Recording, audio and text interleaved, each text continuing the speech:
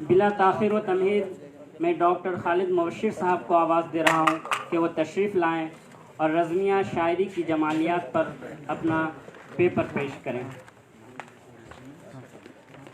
اور نہیں تو باقی لوگوں پہ 2 منٹ لکھو، جلدی جتنا ہے اتنا لکھے، باقی لوگوں کو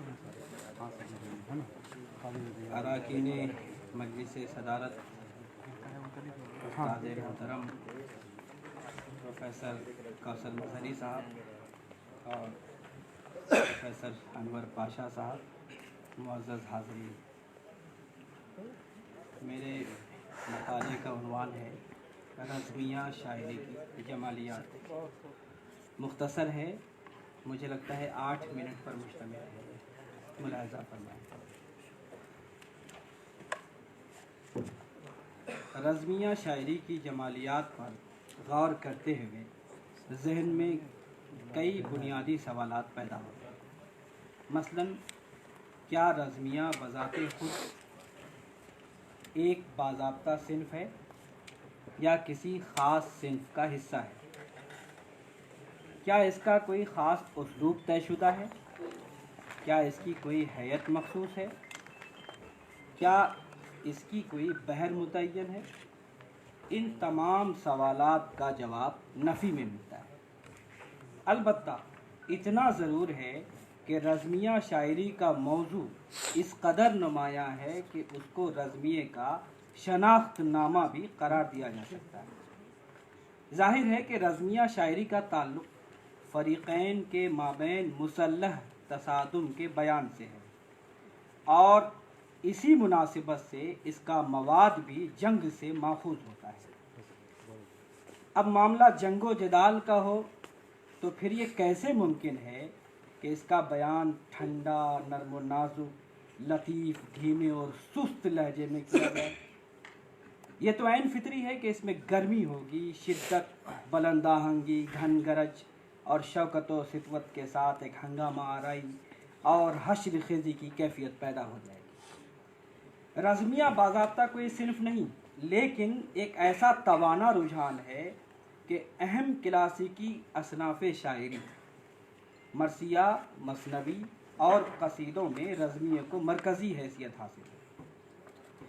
مرثیے کا ایک حصہ باضابطہ جنگ کے لیے مخصوص ہے۔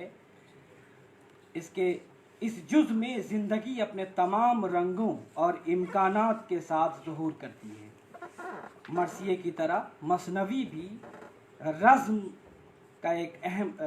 میں بھی رزم ایک اہم عنصر کے طور پر کار فرما ہوتا ہے، بلکہ مثنوی کی ایک باضابطہ قسم ہی ایسی ہے جس میں جنگ کا بیان ہوتا ہے اور اس کو جنگ نامہ کہا جاتا ہے۔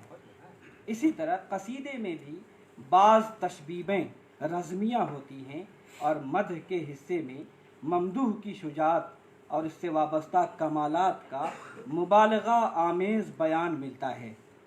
رزمیوں میں شجاعت کا بیان جس مبالغے کے ساتھ ہوتا ہے اس پر ناک بھون چڑھانے کے بجائے یہ سمجھنا چاہیے کہ ہماری کلاسیکی شعریات کیا ہے، مبالغے کے مقاصد اور اس کی افادیت کیا ہے۔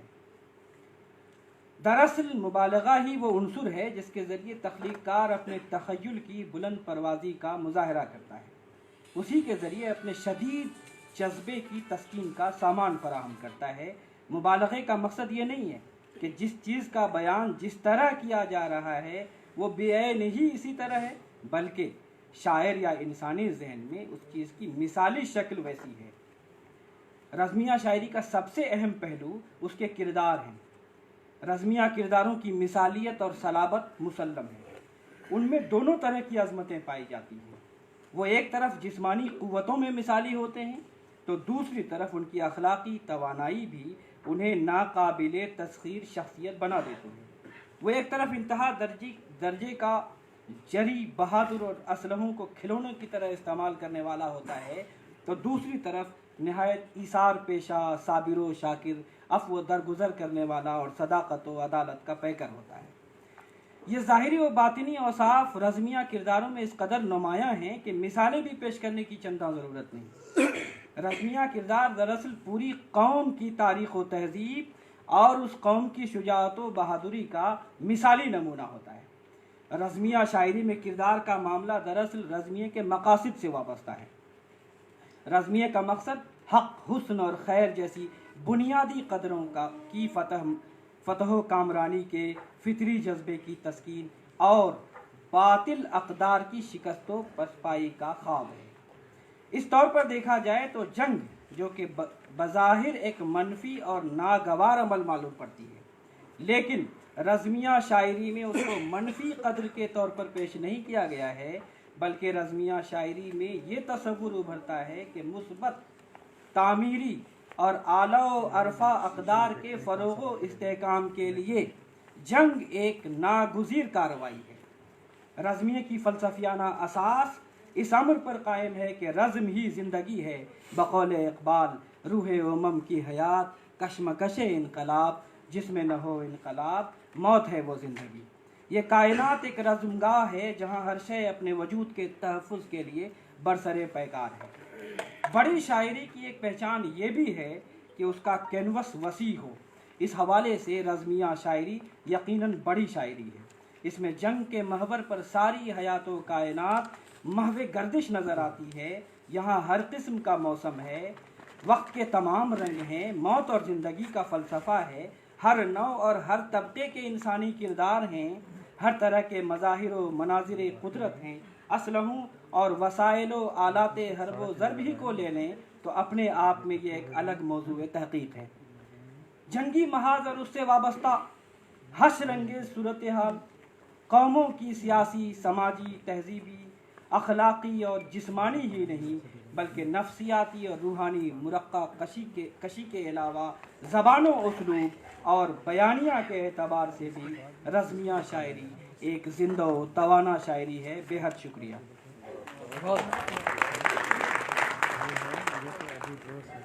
بہت بہت شکریہ خالد مبشر صاحب۔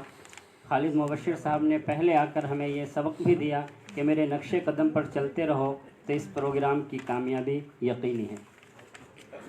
حضرات محترم، اب میں فرزانہ اعظم لطفی صاحبہ کو دعوت دے رہا ہوں جو تہران سے تشریف لائی ہیں کہ آئیں اور اپنا مقالہ پیش کریں۔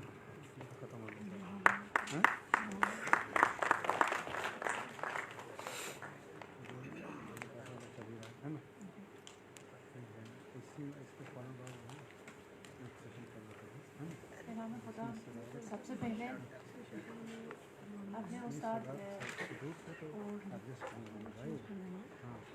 صدر ڈاکٹر انور باشا سے شکریہ ادا کرتی ہوں، اور ڈاکٹر انور ڈاکٹر خواجہ اکرام الدین صاحب سے بھی، جو اس سیمینار کو مجھے انہوں نے بلایا تھا اور اس مقام تک مجھ کو پہنچا دیا۔ اصل میں میرے مقالے کا عنوان ہے نظامی گنجوی کے ہفت پیکر کی رزمیہ نگاری، خیر و شر کی تحقیقی اور تنقیدی مطالعہ۔ لیکن کیونکہ یہ بچے نے بھی کہا تھا کہ جس ڈھنگ سے پہلے والے مقالے نگار وہ جو جلدی سے وہ ٹھیک سے پڑھ کے، تو میں بھی ایسے کوشش کر رہی ہوں کہ اس مقالے کو پڑھنے کے بجائے آپ کو یہ کہانی سنا دوں ہفت پیکر کا، جس کہانی کا نام ہے خیر و شر۔ اب ہمارے سیمینار کا عنوان ہے اردو، فارسی، عربی رزمیہ شاعری، صلح و جنگ کی داستان۔ تو جس طرح میں سوچ رہی ہوں ایک ایرانی ہونے کے ناطے اور ایک اردو اسکالر ہونے کے ناطے، صلح و جنگ کی داستان نہ صرف فارسی، نہ صرف اردو، نہ صرف عربی زبانوں کی یا دوسری زبانوں کی یا ادب کا کیا ہے وہ محدود ہوتا ہے۔ جب تک برائی اور اچھائی ہے، جب تک بھلائی اور برائی ہے، جب تک خیر اور شر ہے، تو جنگ اور صلح کی داستان چلتی رہتی ہے، اور ہر کسی کی دھرم میں اور ہر کسی کی زبان میں اور ہر کسی کے دیش میں۔ ضرور آپ نے بھی سنایا ہوگا کہ جب تک انسان کی زندگی میں عقلانیت آ چکی ہے تو ٹوٹل جو ہے لگتا ہے کہ اس دنیا میں، اس سنسار میں صرف 500 سال سے ہم بالکل امن اور صلح سے جی رہے ہیں، باقی سارے دنیا میں یہ جنگ اور اشانتی اور امن کے باہر سے وہ ہم زندگی جی رہے ہیں۔ ہمارے ہندوستان میں یہ تو بہت اچھی روایت ہے کہ استاد ذوق کو خاقانی ہند حافظ गालिब को हाफिज़ हिंद और कुली कुतुब शाह को दक्कन हाफिज़ दक्कन कहा जाता है।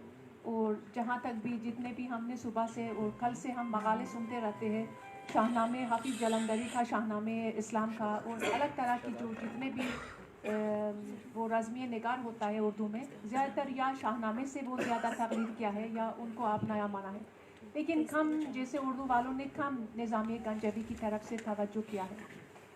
अब निज़ामिया गंजवी की जो रज़्म निगारी है उसका एक सबसे अहम होता है जो मक़सद और असरार को छोड़ के, खुसरो शीरीन और लैली और मजनून को छोड़ के, हक़ पेकर का एक कहानी का एक रज़्मिया कहानी का नाम है जिसका नाम है खैर और शर, जो बहराम गूर से उसकी पैदाइश से मौत तक उस कहानी को सुनाता है। अब निज़ामी शाहनामे की तरह निज़ामिया गंजवी जो हमारे फिरदौसी कबीर की तरह रज़्म निगारी नहीं करते, मतलब जितने भी सरफ रज़्म है और जितने भी तलवार है और जितने भी मिथोलॉजी की जो असातीर जो होता है, जो शाहनामे फिरदौसी में आपको ज़रूर मिला होगा, जो हमारे बीच में शायद फ़ारसी वालों का स्कॉलर भी होगा, जो वो लोग मुझको ज़्यादातर बेहतर समझते कि मैं क्या बोल रही हूँ। निज़ामिया गंजवी जो है साथ साथ जो असातीर को और जितने भी रज़्मिया शायरी का जो हालत जो होती है उसको इंसानी तरीके और इंसानियत के रूप में भी दे दिया है। मतलब आप जब निज़ामिया गंजवी के सारे रज़्मिया को पढ़ लेते हैं, आपको ये नहीं लगता है कि बिल्कुल इक़रार में उतना ही कम है जितने वो फिरदौसी की शायरी में होता है, इक़रार ज़्यादा कम होता है। अब खैर और शर की एक दास्तान ऐसा होता है कि किसी शहर में दो शख्सियत का नाम है, एक का नाम है खैर और दूसरे का नाम है शर। खैर और शर अपने शहर को छोड़ करके किसी सफ़र के मकसद में चले जाते हैं। तो चलते चलते खैर जो है अपने साथ, क्योंकि वो जानते थे कि वो आगे से क्या है, कुछ बयाबान या कोई जंगल ऐसा मिलता है जिसमें कोई पानी नहीं मिलता है, तो खैर जो है अपने साथ एक मशका साथ लेके जाते हैं और शर में भी मशका लेके जाता है, लेकिन मशका को छुपा लेता है। चलते चलते जितने भी चले जाते, धूप इतने ज़्यादा तेज़ हो जाती है कि उनको काफ़ी प्यास लग जाती है। शर खैर से पानी मंगवा लेता है, अपने पानी को इस्तेमाल नहीं कर सकता। चलते चलते खैर भी, क्योंकि उसका खैर है, नेचर में उनका तो भलाई तो उसके खून में होता है, रची बसी हुई है, इसीलिए वो उनको पानी पिलाते पिलाते पिलाते उनका मशका से पानी कम हो जाता है और वैसे ख़त्म हो जाता है। शर जो है क्योंकि शुरू से आपने मशका को छुपा लिया था और आगे आगे जितने भी वो धूप तेज़ी से निकल जाते थे, ज़्यादा हो जाते थे, तो आपने पानी को चुपके से निकाल के और पी रहे। खैर जब आपने मशका की तरफ देखता है कि उसकी पानी नहीं है, वो पानी ख़त्म हो गया है, इसीलिए शर से पानी मांगता है। शर कहते हैं कि मुझे मेरे पास पानी नहीं है, और उससे क्या है पानी को छुपा लेता है। फिर देखते हैं कि खैर के कमर के अंदर जो है 2 अनमोल रतन जो है बांध रखा है। अब ये जो मैं आपको ये कहानी सुना रही हूँ हफ्ते का, क्योंकि वो पूरे फ़ारसी में है, मैं सोच रही हूँ कि उसको फ़ारसी में सुनाने की बजाय उसको अपनी टूटी फूटी उर्दू में तर्जुमा कर तो ये ज़्यादा बेटर होगा। तो उनकी कमर में 2 अनमोल रतन बांध रखा है, तो खैर के कहते हैं कि ऐसा है, हम आपको एक शर्त लगा देंगे, आप पहले मुझे 2 अनमोल रतन जो आपने कमर में कस के बांध लिया है, मुझे पहले वो दे दो, तब आपको पानी मिल जाता है। फिर खैर ऐसा सोच लेता है कि चलिए ये ऐसा नहीं हो सकता है कि ये तो चाहे भी कितने भी शर ना हो, ज़रूर तो मुझे कोई दया ज़रूर करेगा, मुझ पर ज़रूर कोई ना कोई रहम करेगा। फिर कहते हैं मैं आपके ये 2 अनमोल रतन दे देता हूँ, लेकिन इसके बदले में मुझे 2 घूंट पानी मिल जाएगा। शर कहते हैं नहीं, इसका और भी एक शर्त होता है। फिर कहते हैं क्या चाहिए मुझसे? शर खैर को बताते हैं कि इसके बदले में मैं अपनी 2 आँखें ले लूँगी, उसके बाद 2 आँखें के बदले में मैं आपको 2 घूंट पानी पिला देता हूँ।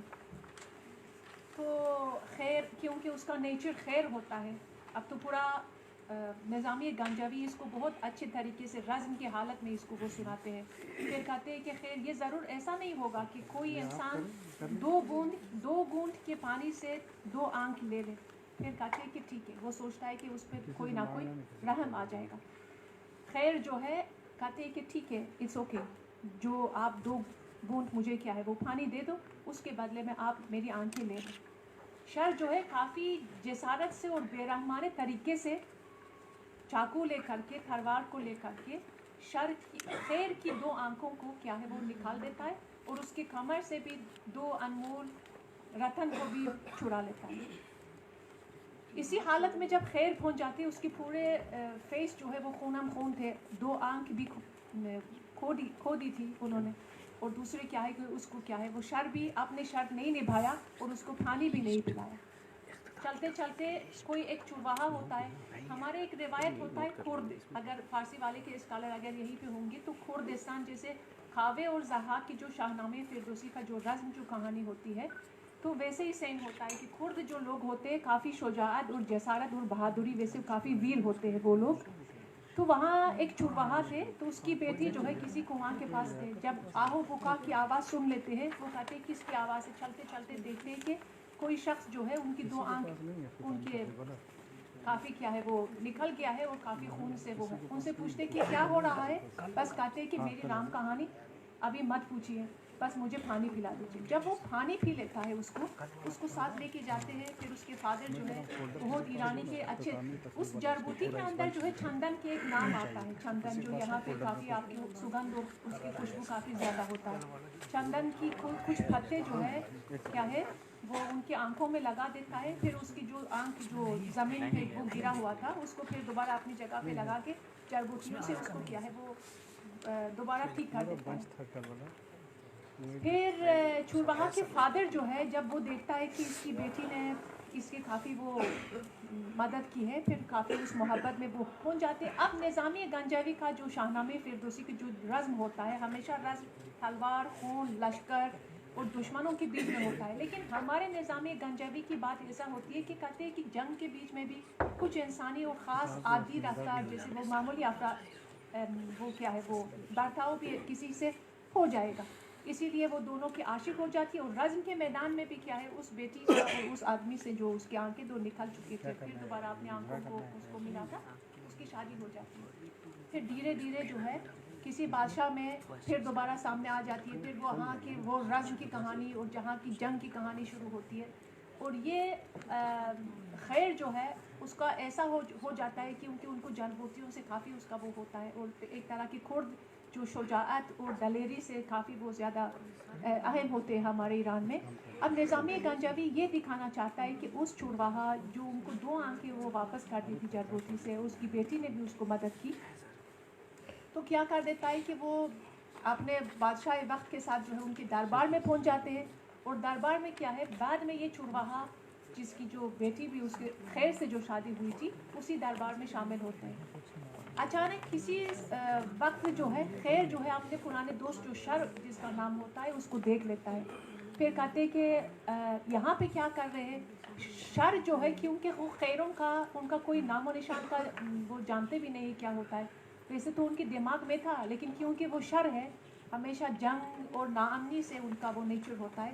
कहते मुझे आपसे कोई पहचान नहीं है, तू कौन है, आप कौन है। फिर खैर कहते कि मुझे आपसे पहचान है, मुझे पता है कि तूने ऐसा किया है वैसा किया है, लेकिन शर कहते मुझे आपसे कोई पहचान नहीं है, मैं एक कलाकार हूँ, मैं एक फ़नकार हूँ।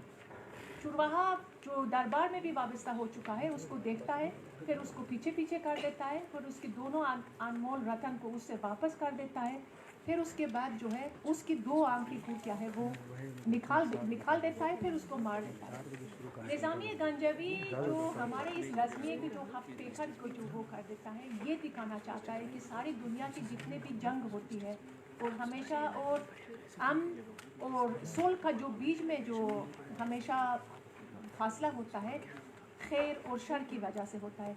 जिन लोगों के बारे अभी ये वाला हालत जो है बिल्कुल मेटाफोरिक अंदाज में और इस्तारे और तशबीह के हिसाब से वो हो रहा है कि हर रज़्म के अंदर जो है उसकी जो बैकग्राउंड जो होता है खैर और शर के बीच में जो फासला होता है, जिन लोगों को पता नहीं है कि खैर क्या चीज़ होता है, भलाई क्या चीज़ होती है और बुराई वो क्या होता है, तभी तो इन दोनों के बीच में जो सिलसिलावार जितने भी दुनिया में जो हो चुका है वैसे के वैसे जो है इस तरह जंग को सुलह की दास्तान वो बरकरार है। मैं इस मकाले को इंशाल्लाह जैसे भी इंशाल्लाह डॉक्टर ख्वाजा इकरामुद्दीन इसको किताबी सूरत में इंशाल्लाह वो छपवा दे, तो मैं ये कहना चाहती हूँ कि उर्दू वाले जो यहाँ पे हमारे यहाँ पर काफ़ी फ़ारसी के हिसाब से वो कोशिश कर रहे हैं और स्कॉलर जो है हमारी फ़ारसी ज़ुबान के मौज़ूआत की भी तवज्जो करते हैं, मैं ये कहना चाहती हूँ कि निज़ामी गंजवी के ऊपर भी काफ़ी वो रज़मिया हो चुका है, उन्हीं के ऊपर भी इंशाल्लाह तवज्जो दिया जाए। और शुक्रिया।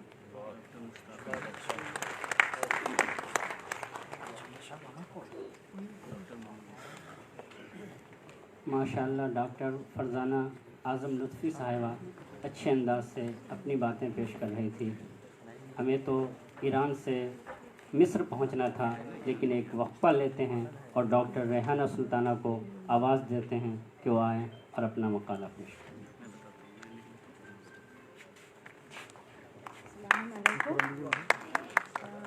दाइस पर हुजूर महतरम की इजाज़त से मेरे मरसिये का उन्वान है मरासी नसीम अमरोवी में रज़मिया अनासिर। इंसानी समाज इंसानों के आपस के ताल्लुकात और उनके बाहमी रब्त व ज़ब्त से कायम हुआ। लाखों साल की मुद्दत में ये इर्तिकाई मराहिल से गुजरा और अब भी गुजर रहा है। इंसान ही इस समाज को पस्ती से बुलंदी पर लेकर आए। अब आखिर में मुझे पर्ची मिलने शुरू हो जाए, बेहतर है कि मैं शुरू से इसका लिहाज करते हुए चलूँ। समाजी वाबस्तगी का अदब दरअसल समाज को बदलने की तहरीक का अदब है। समाज को बदलने के माने हैं इंसान के मुक़द्दर को बदलने की क़ुव्वत से वाबस्तगी। इंसान के मुक़द्दर को बदलने वाली क़ुव्वत से वाबस्तगी के माने हैं ज़िंदगी की गहरी मानवियत की तलाश और ख्वाबों को हकीकत बनाने की जद्दोजहद। मरसिये की इस नई तर्ज की नज़्म को, जिसे हाली इखलाकी नुक्ता निगाह से बहुत अहमियत देते हैं और इसका समाज से रिश्ता जोड़ते हैं, इसकी तरफ 20वीं सदी के सफ़े अव्वल के मरसिया निगारों में ज़्यादा तवज्जो नसीम अमरोवी ने की। मरसिये की अवामी और समाजी मकबूलियत का बड़ा सबब एक तो यही है कि इसमें तमाम असनाफ़ सुफ़न का हुस्न है, दूसरे ये कि इंसानी एहसासात की एक वसी तशरीह की वजह से इसका दामन ख्याल बहुत वसी हुआ है। इसके बाद मरसिये की तारीफ़ जो कि बहुत हो चुकी है, सभी लोगों ने अपने अंदाज में मरसिये की तारीफ़ कर दी है, रज़मिया शायरी की भी की है। मैं सिर्फ नसीम अमरोवी साहब ने जो कहा है मरसिये की तारीफ़ के ज़ैल में, मैं सिर्फ वो कोट कर रही हूँ, क्योंकि मैं ख़ासकर नसीम अमरोवी पर ही काम किया है, इसलिए मैंने सिर्फ उनके कोटेशन को ही यहाँ पर पढ़ रही हूँ।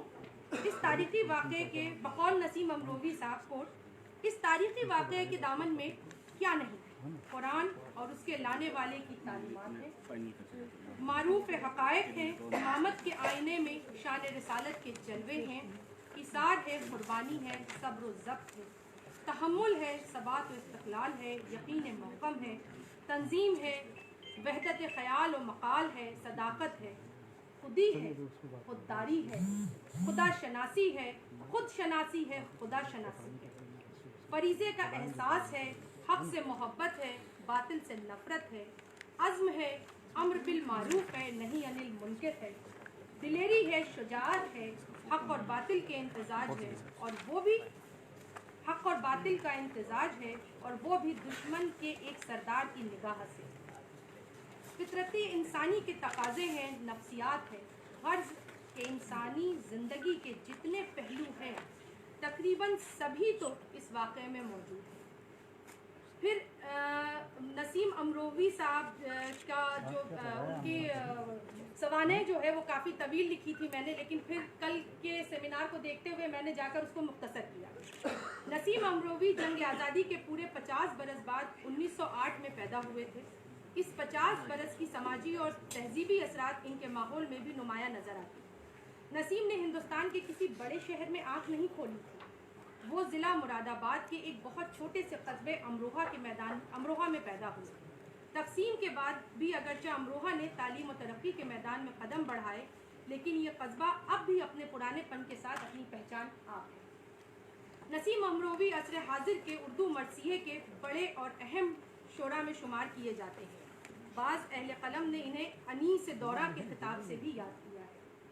नसीम अमरोवी की तसानीफ की तादाद 123 से ज़्यादा है। इसके अलावा इनके लिखे हुए तबसरे, दिबाचे, मुकदमे और 200 से ज़्यादा मरसिये हैं, जिनमें सिर्फ 18 मरसिये ऐसे हैं जिसमें रज़मिया अनासिर के मिलते हैं, जिनके अशार की तादाद 60,000 से ज़्यादा है। مکالمے بھی ہیں جو مختلف ادبی رسائل اور اخبارات میں شائع ہوئے ہیں.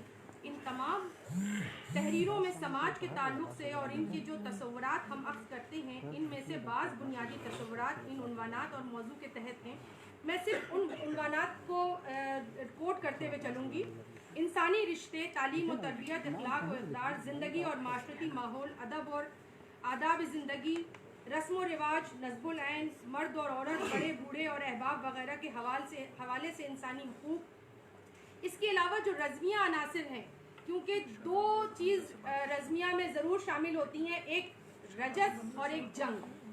تو رجز کے کچھ پہلو میں ان کے مرثیے سے کوٹ کرنا ضروری سمجھتی ہوں کہ جب انہوں نے واقعہ بیان کیا ہے کہ جب جناب قاسم جنگ کے لیے آمادہ ہوتے ہیں اور اس وقت کس طرح سے وہ رجز کے بند لکھتے ہیں نسیم امروی صاحب، وہ ملاحظہ کریں.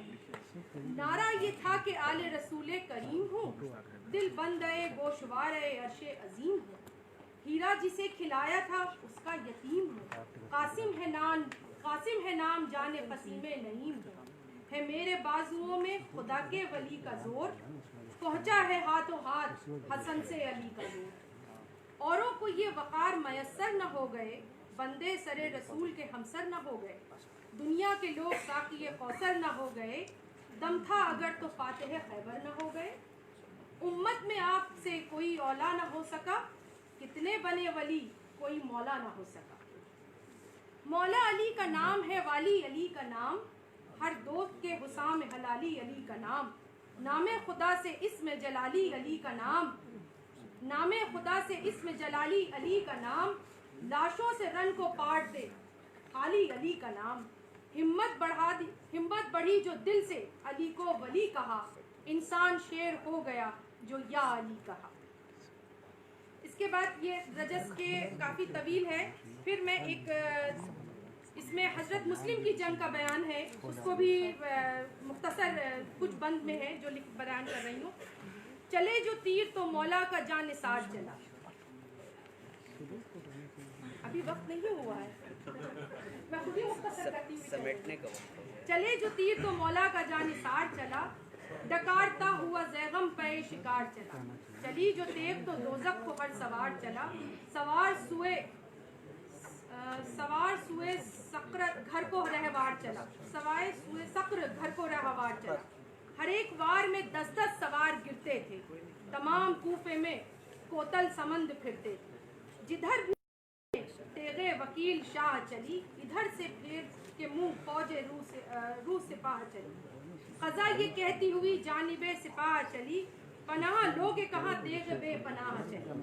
پکارتی تھی ارے قہر کردگار ہوں میں، پیو کے خون کے شاگرد ذوالفقار ہوں. پھر اس کے بعد ایک چھوٹا سا جنگ کا واقعہ کچھ بیان ہے، اس میں یہ بھی بہت مختصر کر رہی ہوں.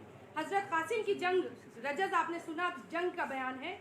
برادر ذوالفقار دیکھے وہ آ کے دور حسن جن کو یاد ہے، یہ دوسرے امام کا پہلا جہاد. وہ گونجتا حزب کا دستے قتال میں، وہ ڈر ہے اب